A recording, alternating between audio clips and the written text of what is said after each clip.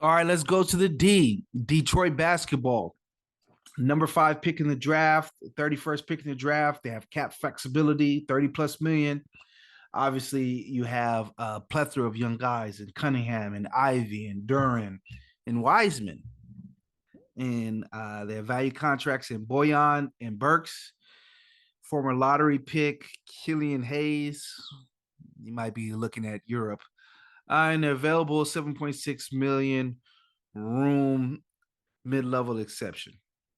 When you talk about Detroit, obviously the big splash is Monty Williams. I mean, they gave him the equivalent of the Christian Kirk contract in the NFL, a contract that's going to completely change the market where you're going to see every coach asking for a raise or every coach asking to get in the same pay grade as Monty Williams. Now, the idea was, hey, we have not been in it since the Stan Van Gundy, uh, Blake Griffin era, where we were a fringe playoff team even then.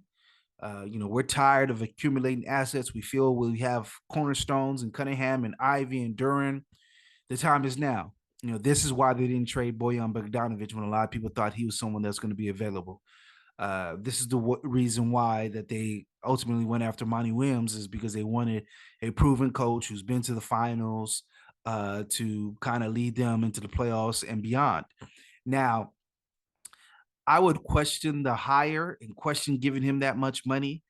You look at the situation that he left in Phoenix, him and Aiden, they were on terrible terms where Aiden and him did not speak the previous offseason at all. Both of them are grown men, but the coach, it's on the coach, the older man, the elder, to kind of fix and rectify that situation.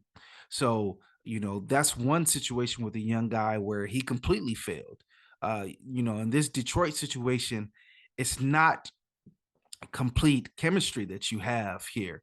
You have Cade Cunningham and Ivy, who are both high picks, who have both been on the ball.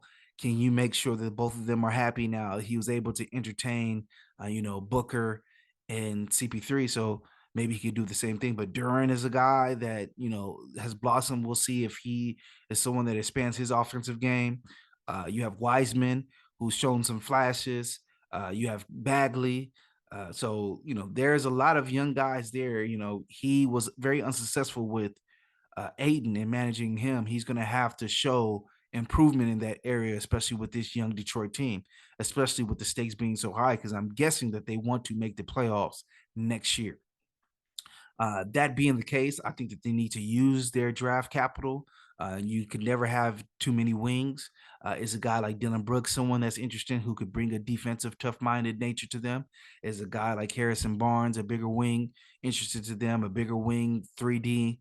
They don't really have too much of that. They have Bojan Bogdanovic, but I think you're taxing him, having him guard the other team's best perimeter offensive player. So is that something that they might be interested in as well? But the time is now for them. They've, have the picks.